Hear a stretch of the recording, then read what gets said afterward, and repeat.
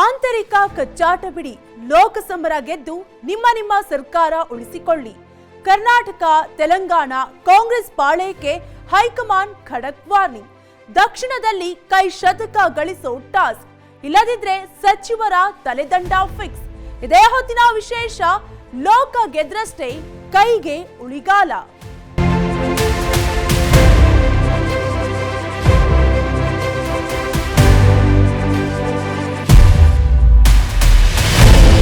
ಸಮರಕ್ಕೆ ಕಾಂಗ್ರೆಸ್ ಪಾಳಿಯ ಹಿಂದೆಂದೂ ಕೇಳರಿಯದ ರೀತಿಯಲ್ಲಿ ಸಜ್ಜಾಗಬೇಕಿರೋ ಅನಿವಾರ್ಯಕ್ಕೆ ಬಿದ್ದಿದೆ.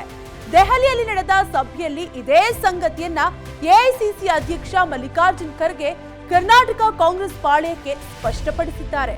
ಅದರಲ್ಲೂ ದಕ್ಷಿಣದಲ್ಲಿ ಈ ಬಾರಿ ಕರ್ನಾಟಕ ಹಾಗೂ ತೆಲಂಗಾಣದಲ್ಲಿ ಸರ್ಕಾರ ಉಳಿಯಬೇಕಂದ್ರೆ ಶತಾಯಗತಾಯ ಮೈಚಳಿ ಬಿಟ್ಟು ಲೋಕಸಮರ ಎದುರಿಸಲೇಬೇಕು, ಅದು ಕೂಡ ಸರ್ಕಾರ ಉಳಿಸಿಕೊಳ್ಳೋ ಸಲುವಾಗಿ ಎಂಬ ವಾರ್ನಿಂಗ್ ಕೂಡ ಎಐಸಿಸಿ ಅಧ್ಯಕ್ಷರು ನೀಡಿದ್ದಾರೆ. ಹಾಗಾದ್ರೆ ದಕ್ಷಿಣದಲ್ಲಿ ಕಾಂಗ್ರೆಸ್ ಅಧಿಕಾರದಲ್ಲಿರೋ 2 ರಾಜ್ಯಗಳು ತಮ್ಮ ಸರ್ಕಾರ ಉಳಿಸಿಕೊಳ್ಳಬೇಕು ಅಂದ್ರೆ ಲೋಕ ಗೆಲ್ಲೋದು ಕೈಗೆ ಅನಿವಾರ್ಯವೇಕೆ ಎಂಬುದನ್ನ ತೋರಿಸ್ತೀವಿ ನೋಡಿ.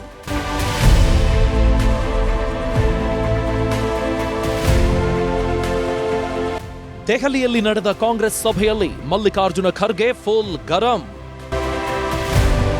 ಕರ್ನಾಟಕ, ತೆಲಂಗಾಣ ನಾಯಕರಿಗೆ ಎಐಸಿಸಿ ಕೊಟ್ಟಿದ್ದೆಂಥ ಎಚ್ಚರಿಕೆ. ಇದು ಎಐಸಿಸಿ ಅಧ್ಯಕ್ಷ ಮಲ್ಲಿಕಾರ್ಜುನ ಖರ್ಗೆ ಕೊಟ್ಟ ಖಡಕ್ ಎಚ್ಚರಿಕೆ. ಅಂದಹಾಗೆ ಗುರುವಾರವಷ್ಟೇ ರಾಷ್ಟ್ರ ರಾಜಧಾನಿಯಲ್ಲಿ ಹೈಕಮಾಂಡ್ ಸಮ್ಮುಖದಲ್ಲಿ ದಕ್ಷಿಣದ ಕೈ ನಾಯಕರ ಸಭೆ ನಡೆಯಿತು. ಲೋಕಸಮರ ಸಿದ್ಧತೆ ಸಂಬಂಧ ನಡೆದ ಸಭೆಯಲ್ಲಿ ಖರ್ಗೆ ಕೈ ಕಟ್ಟಾಳುಗಳಿಗೆ ಒಂದಷ್ಟು ಎಚ್ಚರಿಕೆ ನೀಡಿದ್ರು. ಅದರಲ್ಲೂ ಪ್ರಮುಖವಾಗಿ ಉಪಮುಖ್ಯಮಂತ್ರಿ ಹುದ್ದೆ ಸೃಷ್ಟಿ ವಿಚಾರದಲ್ಲಿ ಯಾವೊಬ್ಬ ಸಚಿವರು ಇನ್ನು ಮುಂದೆ ಬಹಿರಂಗ ಹೇಳಿಕೆ ನೀಡಬಾರದು ಎಂದು ಎಐಸಿಸಿ ಅಧ್ಯಕ್ಷ ಮಲ್ಲಿಕಾರ್ಜುನ ಖರ್ಗೆ ಅವರು ಸೂಚನೆ ನೀಡಿದ್ದಾರೆ.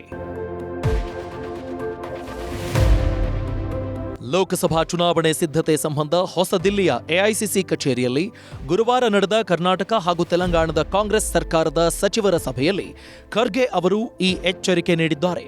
ಕರ್ನಾಟಕದಲ್ಲಿ 4 ರಿಂದ 5 ತಿಂಗಳುಗಳಿಂದ ಉಪಮುಖ್ಯಮಂತ್ರಿ ಹುದ್ದೆ ಸೃಷ್ಟಿ ವಿಚಾರದಲ್ಲಿ ಕೆಲವು ಸಚಿವರು ಅನಗತ್ಯವಾಗಿ ಹೇಳಿಕೆ ನೀಡುವ ಮೂಲಕ ಗೊಂದಲ ಸೃಷ್ಟಿಸುತ್ತಿದ್ದಾರೆ. ಇದರಿಂದ ಪಕ್ಷ ಹಾಗೂ ಸರ್ಕಾರದ ವರ್ಚಸ್ಸಿಗೆ ಧಕ್ಕೆ ಆಗುತ್ತಿದೆ. ಈ ರೀತಿಯ ಸೂಕ್ಷ್ಮ ವಿಚಾರಗಳನ್ನು ಎಲ್ಲಿ ಚರ್ಚಿಸಬೇಕು, ಯಾರೊಂದಿಗೆ ಚರ್ಚಿಸಬೇಕು ಎಂಬುದನ್ನು ಅರ್ಥ ಮಾಡಿಕೊಳ್ಳುವುದು ಸೂಕ್ತ. ಈ ವಿಷಯದಲ್ಲಿ ಹೈಕಮಾಂಡ್ ಈಗಾಗಲೇ ತನ್ನ ನಿಲುವು ಏನೆಂಬುದನ್ನು ಸ್ಪಷ್ಟಪಡಿಸಿದ ಬಳಿಕವೂ ಒಂದಿಬ್ಬರು ಮತ್ತೆ ಅದೇ ವಿಷಯಗಳನ್ನು ಕೆಣಕುವ ಮೂಲಕ ಗೊಂದಲದ ವಾತಾವರಣ ಮುಂದುವರಿಸಲು ಪ್ರಯತ್ನಿಸುತ್ತಿದ್ದಾರೆ. ಈ ರೀತಿಯ ವರ್ತನೆಯನ್ನು ಪಕ್ಷ ಇನ್ನು ಮುಂದೆ ಸಹಿಸೋದಿಲ್ಲ ಎಂದು ಖರ್ಗೆ ಸೂಚ್ಯವಾಗಿ ಹೇಳಿದ್ದಾರೆಂದು ತಿಳಿದು ಬಂದಿದೆ. ಪ್ರತಿಯೊಬ್ಬ ಸಚಿವರಿಗೂ ಅತ್ಯಂತ ಮಹತ್ವದ ಜವಾಬ್ದಾರಿಗಳಿವೆ. ಕೊಟ್ಟ ಜವಾಬ್ದಾರಿಯನ್ನು ಸಮರ್ಥವಾಗಿ ನಿರ್ವಹಿಸುವ ಬದಲಿಗೆ ಅನಗತ್ಯವಾಗಿ, ಅದರಲ್ಲೂ ಡಿಸಿಎಂ ಹುದ್ದೆ ವಿಚಾರದಲ್ಲಿ ಬಹಿರಂಗ ಹೇಳಿಕೆ ನೀಡಿ ಪಕ್ಷದೊಳಗೆ ಗೊಂದಲದ ವಾತಾವರಣ ನಿರ್ಮಿಸುವುದು ಸರಿಯಲ್ಲ. ಈ ರೀತಿಯ ಹೇಳಿಕೆಗಳಿಂದ ಲಾಭ ಏನು ಎಂಬುದನ್ನು ಅರಿತುಕೊಂಡು ಹೋಗುವುದು ಒಳಿತು ಅಂತ ಕಿವಿಮಾತು ಹೇಳಿದ್ದಾರೆ. ಸಭೆಯಲ್ಲಿ ಹಾಜರಿದ್ದ ಕಾಂಗ್ರೆಸ್ ನಾಯಕ ರಾಹುಲ್ ಗಾಂಧಿ ಸಚಿವರು ಪಕ್ಷದ ಕಾರ್ಯಕರ್ತರ ಕುಂದುಕೊರತೆಗಳನ್ನು ಆಲಿಸಬೇಕು ಮತ್ತು ಅವರನ್ನು ವಿಶ್ವಾಸಕ್ಕೆ ತೆಗೆದುಕೊಳ್ಳಬೇಕು ಎಂದು ಹೇಳಿದ್ದಾರೆ. ಇದೇ ವೇಳೆ ಪಕ್ಷದ ಕಾರ್ಯಕರ್ತರನ್ನ ನಿಗಮ ಮಂಡಳಿಗಳಿಗೆ ನೇಮಕ ಮಾಡುವ ಕುರಿತಂತೆಯೂ ಸಭೆಯಲ್ಲಿ ಚರ್ಚೆಗಳು ನಡೆದವು. ಹೀಗೆ ಸಾಕಷ್ಟು ವಿಚಾರಗಳ ಕುರಿತು ದೆಹಲಿಯಲ್ಲಿ ನಡೆದ ಸಭೆಯಲ್ಲಿ ಚರ್ಚೆ ನಡೆದಿದೆ.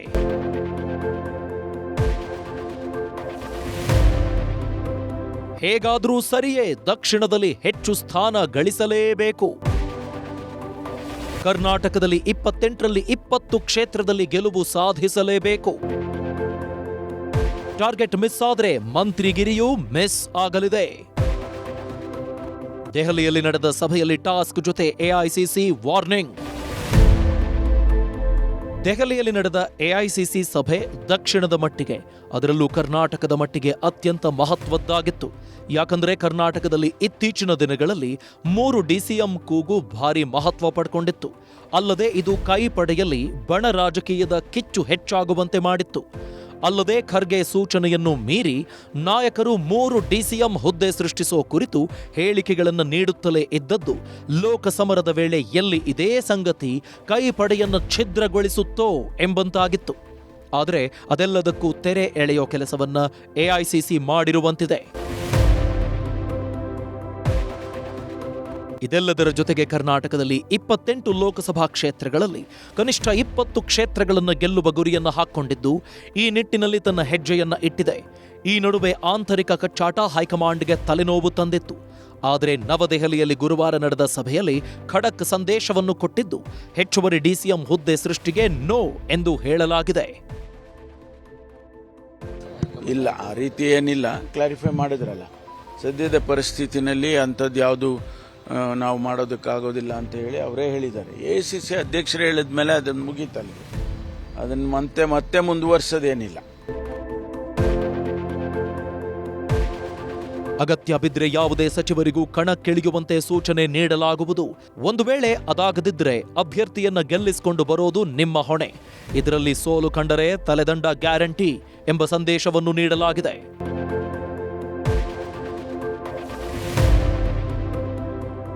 ಹೈಕಮಾಂಡ್ ಆದೇಶಕ್ಕೆ ಕೈಪಾಳ್ಯದಲ್ಲಿ ಹೆಚ್ಚಾಯಿತು ಆತಂಕ.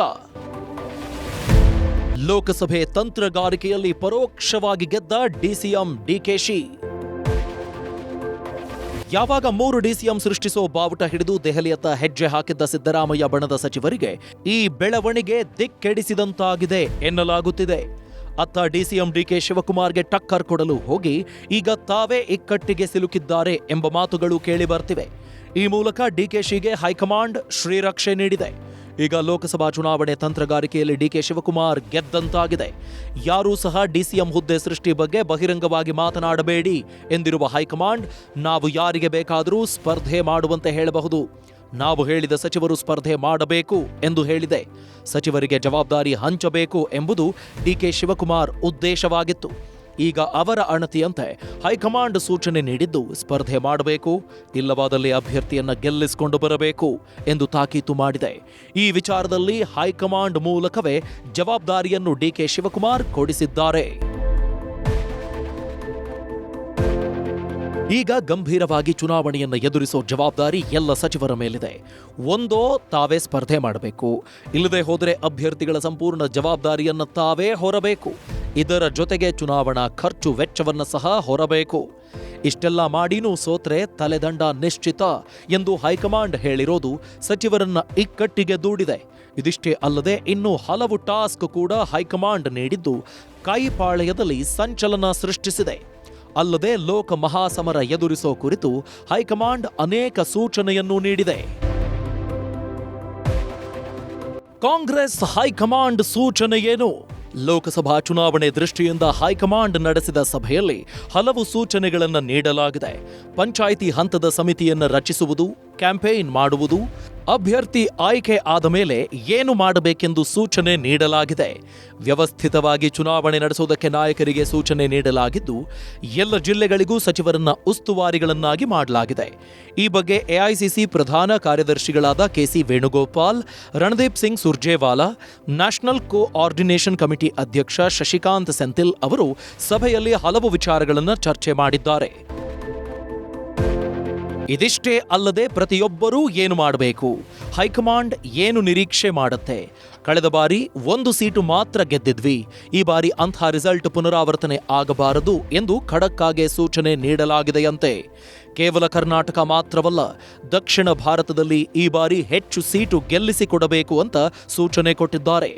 28 ಕ್ಷೇತ್ರಗಳಲ್ಲೂ ಗೆಲ್ಲಲು ಸಾಧ್ಯತೆ ಇದೆ. ಎಲ್ಲರೂ ಒಟ್ಟಾಗಿ ಕೆಲಸ ಮಾಡಬೇಕು ಎಂಬ ಆದೇಶವನ್ನ ಎಐಸಿಸಿ ವರಿಷ್ಠರು ಕೊಟ್ಟಿದ್ದಾರೆ ಎನ್ನಲಾಗುತ್ತಿದೆ. ಯಾವುದು ಹೆಸರುಗಳು ಚರ್ಚೆ ಆಗಲಿಲ್ಲ, ಆದಷ್ಟು ಶೀಘ್ರವಾಗಿ ಕ್ಯಾಂಡಿಡೇಟ್ಗಳನ್ನ ಫೈನಲ್ ಮಾಡಿಕೊಡಿ ಅಂತ ನಾವು ಕೂಡ ಎಲ್ಲರೂ ಹೇಳಿದ್ದೇವೆ. ಅವರು ಈಗಾಗಲೇ ಏನು ಹೆಸರುಗಳು ಬಂದಿದೆ ಅದನ್ನೆಲ್ಲ ಪ್ರದೇಶ್ ಎಲೆಕ್ಷನ್ ಕಮಿಟಿ ಅಂತ ಒಂದಿದೆ ರಾಜ್ಯದಲ್ಲಿ, ಅದನ್ನು ಸಭೆ ಕರಿತೇನೆ. ಕರೆದ ತಕ್ಷಣ ನಾನು ಅಲ್ಲಿಂದ ತೀರ್ಮಾನ ಮಾಡಿಕೊಂಡು ಸೆಂಟ್ರಲ್ ಎಲೆಕ್ಷನ್ ಕಮಿಟಿಗೆ ಕೊಟ್ಟು ಬೇಗ ತೀರ್ಮಾನ ಮಾಡ್ತೀವಿ ಅಂತ ಹೇಳಿದ್ದಾರೆ. ಸಚಿವರ ಬಗ್ಗೆ ಆಗಲಿ ಕ್ಯಾಂಡಿಡೇಟ್ಗಳ ಬಗ್ಗೆ ನಾವು ಮಾತಾಡಿಲ್ಲ. ಯಾವ ರೀತಿ ಎಲೆಕ್ಷನ್ ಮಾಡಬೇಕು ಅನ್ನೋದ್ರ ಬಗ್ಗೆ ಬಹಳ ವಿವರವಾಗಿ ಮಾತಾಡಿದ್ದಾರೆ. ದೆಹಲಿ ಸಭೆಯಲ್ಲಿ ಅಭ್ಯರ್ಥಿಗಳ ಆಯ್ಕೆ ವಿಚಾರದ ಬಗ್ಗೆ ಯಾವುದೇ ಚರ್ಚೆ ಆಗಿಲ್ಲ. ಚುನಾವಣೆ ಪ್ರಚಾರ ಸಿದ್ಧತೆ ಬಗ್ಗೆ ಮಾತ್ರ ಚರ್ಚೆ ಆಗಿದೆ. ಯಾವುದೇ ಹೆಸರು ಕೂಡ ಪ್ರಸ್ತಾಪ ಆಗಿಲ್ಲ. ಆದಷ್ಟು ಬೇಗ ಅಭ್ಯರ್ಥಿಯನ್ನ ಫೈನಲ್ ಮಾಡುವಂತೆ ಕೇಳಿದ್ದೇವೆ. ರಣದೀಪ್ ಸುರ್ಜೇವಾಲಾ ಆದಷ್ಟು ಬೇಗ ಸಭೆ ನಡೆಸಿ ಪಟ್ಟಿ ಫೈನಲ್ ಮಾಡಲಿದ್ದು ಹೈಕಮಾಂಡ್ ಆ ಪಟ್ಟಿಯನ್ನ ಬಿಡುಗಡೆಗೊಳಿಸಲಿದೆ ಎಂದು ಡಾಕ್ಟರ್ ಜಿ ಪರಮೇಶ್ವರ್ ತಿಳಿಸಿದ್ದಾರೆ. ಇದೆಲ್ಲದರ ಜೊತೆಗೆ ಈ ಬಾರಿ ಎಐಸಿಸಿ ಅದೊಂದು ಟಾಸ್ಕ್ ಜೊತೆಗೆ ಎಚ್ಚರಿಕೆಯನ್ನು ನೀಡಿರೋದು ದಕ್ಷಿಣದ ಕಾಂಗ್ರೆಸ್ ಪಾಳಯದಲ್ಲಿ ಭಾರೀ ಸಂಚಲನದೊಂದಿಗೆ ಒಂದಷ್ಟು ಚಿಕ್ಕ ಭೀತಿಯನ್ನು ತಂದಿಟ್ಟಿದೆ. ಯಾಕಂದ್ರೆ ತಾವು ಹೇಳಿದಂತೆ ಗಂಭೀರವಾಗಿ ಲೋಕಸಮರವನ್ನ ಎದುರಿಸಿದ್ರಷ್ಟೇ ಉಳಿಗಾಲ, ಇಲ್ಲವೆಂದರೆ ಭಾರೀ ಬೆಲೆ ತೆರಬೇಕಾದೀತು ಎಂಬ ಅದೊಂದು ವಾರ್ನಿಂಗ್ ಹೈಕಮಾಂಡ್ನಿಂದ ಬಂದಿರೋದು ದಕ್ಷಿಣದ ಕಾಂಗ್ರೆಸ್ ನಾಯಕರಿಗೆಲ್ಲ ಚಿಕ್ಕ ನಡುಕಕ್ಕೂ ಕಾರಣವಾಗಿದೆಯಂತೆ. ಅಲ್ಲ, ಆ ರೀತಿನೂ ಹೇಳಿದ್ದಾರೆ. ಅಂದರೆ ಜವಾಬ್ದಾರಿ ನೀವು ಹೆಚ್ಚು ಸೀರಿಯಸ್ ಆಗಿ ತಗೊಂಡು ಮಾಡಿ ಅಂತ ಹೇಳಿ ಅದರ ಅರ್ಥ. ಅದನ್ನ ತಲೆದಂಡ ಮಾಡೋದು ಅದೆಲ್ಲ ಅವರಿಗೆ ಬಿಟ್ಟಿರೋದು. ಈಗ ಅವರು ಯಾವ ಕ್ಷೇತ್ರದಲ್ಲಿ ಗೆದಿಯೋದಕ್ಕೆ ಸಾಧ್ಯ ಇದೆ ಅಂತ ಕಡೆ ನಾವು ಸೋತು ಬಿಟ್ರೆ ನ್ಯಾಚುರಲಿ ಅವ್ರಿಗೆ ಸರಿಯಾಗಿ ಅವರು ಕೆಲಸ ಮಾಡಲಿಲ್ಲ ಅಂತಲೋ ಏನಾದರೂ ಅವರು ತಿಳ್ಕೊಳ್ಬೇಕಾಗತ್ತೆ ಅನ್ನೋ ರೀತಿಯಲ್ಲಿ ಹೇಳಿದ್ದಾರೆ. ಜನರಲ್ ಆಗಿ ಒಂದು ಸ್ಟೇಟ್ಮೆಂಟ್ ಮಾಡಿದ್ರು ಅವರು, ನೀವೆಲ್ಲರೂ ಸೀರಿಯಸ್ ಆಗಿ ತಗೋಬೇಕು, ಸರಿಯಾಗಿ ತಗೊಳ್ಳಿಲ್ಲ ಅಂತಂದ್ರೆ ಮುಂದೆ ಕಷ್ಟ ಆಗುತ್ತೆ ಅಂತ ಹೇಳಿದ್ದಾರೆ.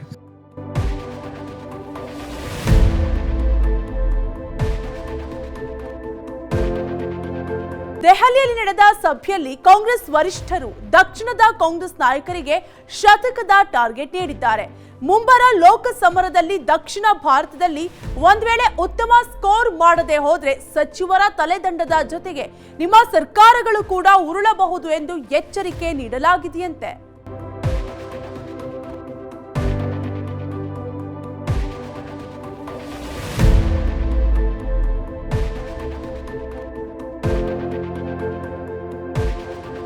ದಕ್ಷಿಣದ 129 ಲೋಕ ಕ್ಷೇತ್ರಗಳ ಪೈಕಿ 100 ಕ್ಷೇತ್ರ ಗೆಲ್ಲಲೇಬೇಕು.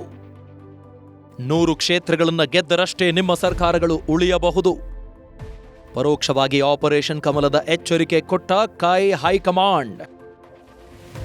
ದೆಹಲಿಯಲ್ಲಿ ನಡೆದ ಸಭೆಯಲ್ಲಿ ಕಾಂಗ್ರೆಸ್ ವರಿಷ್ಠರು ಅನೇಕ ಸಂಗತಿಗಳನ್ನ ದಕ್ಷಿಣದ ನಾಯಕರಿಗೆ ಸ್ಪಷ್ಟವಾಗಿ ಹೇಳಿದ್ದಾರೆ ಎನ್ನಲಾಗ್ತಿದೆ. ಅದರಲ್ಲೂ ಈ ಬಾರಿಯ ಲೋಕಸಮರ ನಿಮ್ಮೆಲ್ಲರ ಪಾಲಿಗೆ ಅತ್ಯಂತ ನಿರ್ಣಾಯಕ ಎಂಬ ಕಿವಿ ಮಾತನ್ನು ಹೇಳಿದ್ದಾರೆ. ಇನ್ನು ದಕ್ಷಿಣದ ಒಟ್ಟು 5 ರಾಜ್ಯಗಳ ಬರೋಬ್ಬರಿ 129 ಲೋಕ ಕ್ಷೇತ್ರಗಳ ಪೈಕಿ ಈ ಬಾರಿ ಕಡಿಮೆ ಅಂದ್ರೂ 100 ಕ್ಷೇತ್ರಗಳಲ್ಲಿ ಗೆಲ್ಲಲೇಬೇಕು ಎಂದು ವರಿಷ್ಠರು ಕಟ್ಟಾಜ್ಞೆ ಹೊರಡಿಸಿದ್ದಾರೆ. ಇದು ಕೈಪಾಳ್ಯಕ್ಕೆ ಕೊಂಚ ಕಠಿಣ ಎನಿಸಿದ್ರೂ ಅದರ ಹಿಂದೆ ಪ್ರಮುಖ ಕಾರಣವಿದೆ ಎನ್ನಲಾಗುತ್ತಿದೆ.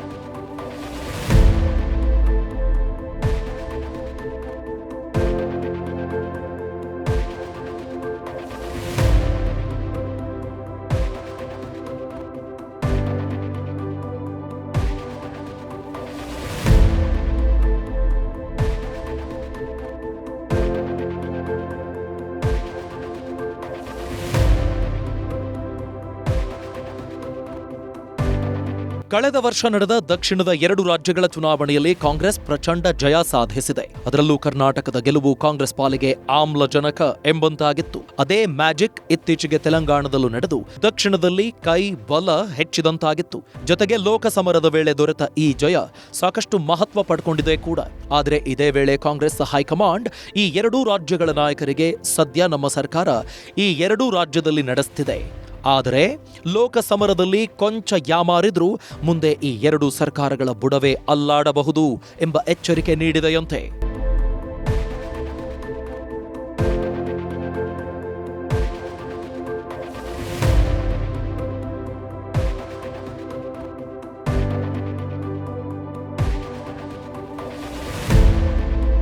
ಕಾಂಗ್ರೆಸ್ ಹೈಕಮಾಂಡ್ ಪರೋಕ್ಷವಾಗಿ ಇಲ್ಲಿ ಆಪರೇಷನ್ ಕಮಲದ ಸಾಧ್ಯತೆ ಕುರಿತು ಮಾತನಾಡಿದಂತಿದೆ.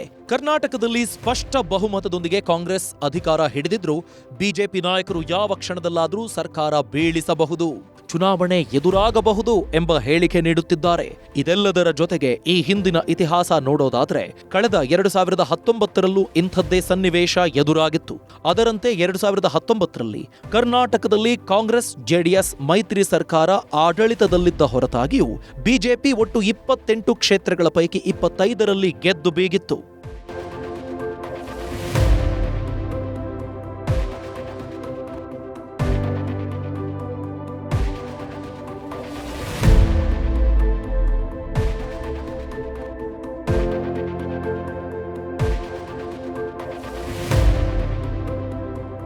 ಅಲ್ಲದೆ ನಂತರದ ಬೆಳವಣಿಗೆಯಲ್ಲಿ ಆಪರೇಷನ್ ಕಮಲದ ಪರಿಣಾಮ ಮೈತ್ರಿ ಸರ್ಕಾರ ಮಕಾಡೆ ಮಲಗಿ ಮುಂದೆ ಬಿಎಸ್ವೈ ನೇತೃತ್ವದ ಬಿಜೆಪಿ ಸರ್ಕಾರ ಅಧಿಕಾರಕ್ಕೆ ಬಂದಿತ್ತು. ಅಲ್ಲದೆ ಮಹಾರಾಷ್ಟ್ರದಲ್ಲೂ ಆಪರೇಷನ್ ಕಮಲದ ಪರಿಣಾಮ ಮಹಾ ವಿಕಾಸ್ ಅಘಾಡಿ ಮಕಾಡೆಯಾಗಿ ಅಲ್ಲೂ ಶಿವಸೇನೆಯ ಏಕನಾಥ್ ಶಿಂಧೆ ಬಣದೊಂದಿಗೆ ಬಿಜೆಪಿ ಸರ್ಕಾರ ರಚಿಸಿತ್ತು. ಹಾಗಾಗಿ ಇದೇ ಸಂಗತಿಯನ್ನ ಗಮನದಲ್ಲಿಟ್ಟುಕೊಂಡು ಕೈ ಹೈಕಮಾಂಡ್ ದಕ್ಷಿಣದ ಕೈ ಸರ್ಕಾರಗಳಿಗೆ ಎಚ್ಚರಿಕೆ ಕೊಟ್ಟಂತಿದೆ.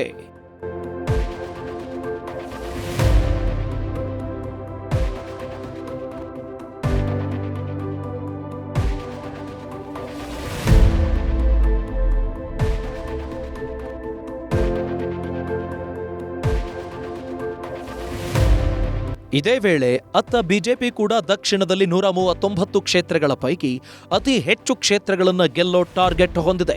ಕರ್ನಾಟಕ ಹಾಗೂ ತೆಲಂಗಾಣದಲ್ಲಿ ಕಾಂಗ್ರೆಸ್ ಸರ್ಕಾರಗಳೇ ಇರೋ ಕಾರಣ ಹೆಚ್ಚಿನ ಸೀಟ್ ಗೆಲ್ಲೋದು ಕೊಂಚ ಸುಲಭವಾಗಬಹುದು. ನಮ್ಮದೇ ಸರ್ಕಾರ ಇದ್ದ ಹೊರತಾಗಿಯೂ ಹಿನ್ನಡೆ ಅನುಭವಿಸಿದ್ದೇ ಆದರೆ ಅದು ಮುಂದೆ ಭಾರೀ ಬೆಲೆ ಕಟ್ಟುವಂತಾಗಬಹುದು ಎಂಬ ಸಂಗತಿಯನ್ನೇ ಇಲ್ಲಿ ಹೈಕಮಾಂಡ್ ಸ್ಪಷ್ಟವಾಗಿ ಹೇಳಿದಂತೆ ಕಂಡು ಬರ್ತಾ ಇದೆ.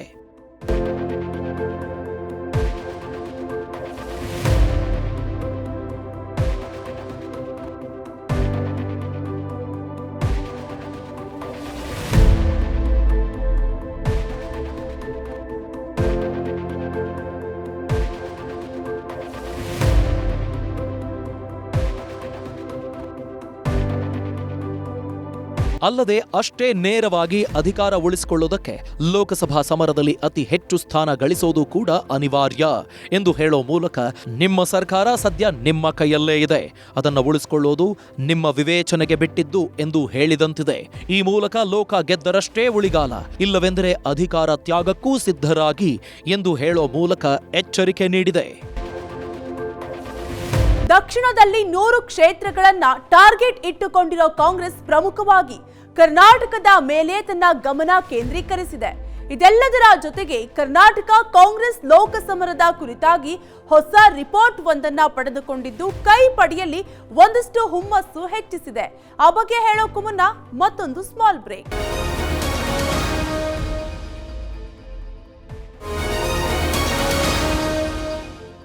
ಕಾಂಗ್ರೆಸ್ ಹೈಕಮಾಂಡ್ ದಕ್ಷಿಣದ ರಾಜ್ಯಗಳ ಪೈಕಿ ಕರ್ನಾಟಕದ ವಿಚಾರದಲ್ಲಿ ಕೊಂಚ ಹೆಚ್ಚೇ ನಿರೀಕ್ಷೆ ಇಟ್ಟುಕೊಂಡಿದೆ. ಈ ಬಾರಿಯ ಲೋಕಸಮರದಲ್ಲಿ ಕನಿಷ್ಠ 20 ಕ್ಷೇತ್ರಗಳಲ್ಲಿ ಗೆಲ್ಲೋ ಯೋಜನೆಯಲ್ಲೂ ಇದೆ. ಇನ್ನು ಇದೇ ವೇಳೆ ರಾಜ್ಯ ಕಾಂಗ್ರೆಸ್ ಪಡೆಗೆ ಅದೊಂದು ವರದಿ ಸಿಕ್ಕಿದ್ದು ಅದು ಅಂದುಕೊಂಡ ಟಾರ್ಗೆಟ್ ರೀಚ್ ಆಗೋಕೆ ಒಂದು ದಿಕ್ಸೂಚಿ ಎಂಬಂತಾಗಿದೆ.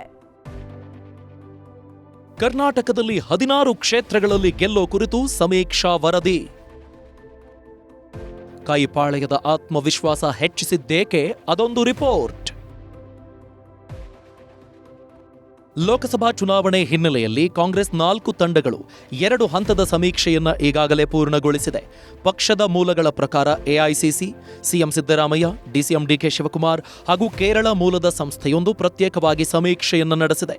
ಆ ಸಮೀಕ್ಷಾ ವರದಿಗಳನ್ನು ನೋಡಿದ ನಂತರ ಮುಂದಿನ ಲೋಕಸಭಾ ಚುನಾವಣೆಯಲ್ಲಿ ಕಾಂಗ್ರೆಸ್ ರಾಜ್ಯದ 16 ಕ್ಷೇತ್ರಗಳಲ್ಲಿ ಗೆಲುವು ಸಾಧಿಸುವ ವಿಶ್ವಾಸವನ್ನು ಹೊಂದಿದೆ.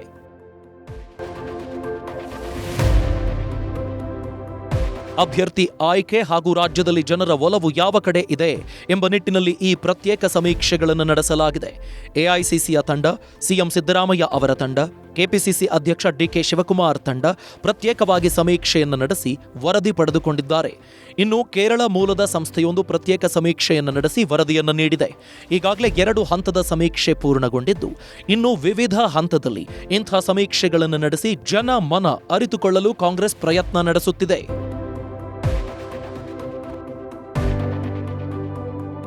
ಸಮೀಕ್ಷೆಗಳಲ್ಲಿ ಅಭ್ಯರ್ಥಿ ಆಯ್ಕೆ ವಿಚಾರವಾಗಿ ಹೆಚ್ಚಿನ ಆದ್ಯತೆ ನೀಡಲಾಗುತ್ತಿದೆ. ಗೆಲ್ಲುವ ಕುದುರೆಗೆ ಮಣೆ ಹಾಕುವ ನಿಟ್ಟಿನಲ್ಲಿ ಮಾಹಿತಿ ಸಂಗ್ರಹ ಮಾಡಲಾಗಿದೆ. ಅಭ್ಯರ್ಥಿ ಆಯ್ಕೆ ಮಾಡುವ ಸಂದರ್ಭದಲ್ಲಿ ಈ ಸಮೀಕ್ಷೆಗಳ ವರದಿ ಮಹತ್ವದ ಪಾತ್ರ ನಿರ್ವಹಿಸಲಿವೆ. ಸಮೀಕ್ಷೆಯಲ್ಲಿ ಯಾವ ಕ್ಷೇತ್ರಗಳಲ್ಲಿ ಕಾಂಗ್ರೆಸ್ ಗೆಲ್ಲುವ ಸಾಧ್ಯತೆ ಇದೆ ಎಂಬ ಮಾಹಿತಿಯನ್ನು ಸಂಗ್ರಹ ಮಾಡಲಾಗಿದೆ.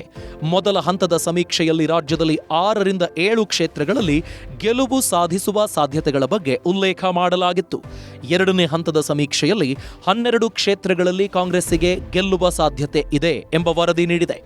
ಆದರೆ ಮುಂದಿನ ದಿನಗಳಲ್ಲಿ 16 ಕ್ಷೇತ್ರಗಳಲ್ಲಿ ಗೆಲ್ಲುವ ಸಾಧ್ಯತೆ ಇದೆ ಎಂಬ ನಿರೀಕ್ಷೆಯನ್ನ ಕಾಂಗ್ರೆಸ್ ಹೊಂದಿದೆ.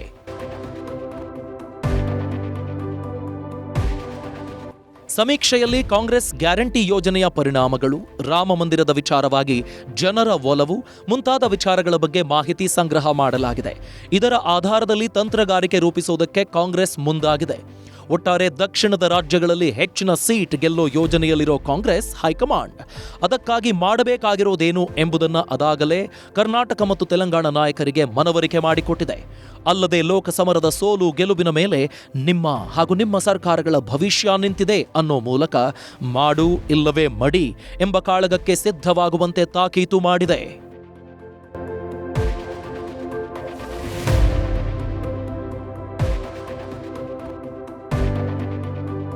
ಕಾಂಗ್ರೆಸ್ ಹೈಕಮಾಂಡ್ ಕರ್ನಾಟಕದ ಆಂತರಿಕ ಕಚ್ಚಾಟಕ್ಕೆ ಬ್ರೇಕ್ ಹಾಕಿ ಜೊತೆಗೆ ಇಡೀ ದಕ್ಷಿಣದಲ್ಲಿ ಹೆಚ್ಚಿನ ಲೋಕಕ್ಷೇತ್ರಗಳನ್ನ ಗೆಲ್ಲೋ ಸಲುವಾಗಿ ಭಾರಿ ಯೋಜನೆಯನ್ನ ರೂಪಿಸಿದೆ.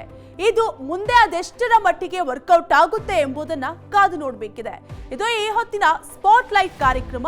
ಅನುಕ್ಷಣದ ಸುದ್ದಿಗಾಗಿ ನೋಡ್ತಾ ಇರಿ ವಿಸ್ತಾರ ನ್ಯೂಸ್. ಇದು ನಿಖರ ಜನಪರ. ಅನುಕ್ಷಣದ ಸುದ್ದಿಗಳಿಗಾಗಿ ವಿಸ್ತಾರ ನ್ಯೂಸ್ ಯೂಟ್ಯೂಬ್ ಚಾನೆಲ್ ಸಬ್ಸ್ಕ್ರೈಬ್ ಮಾಡಿ.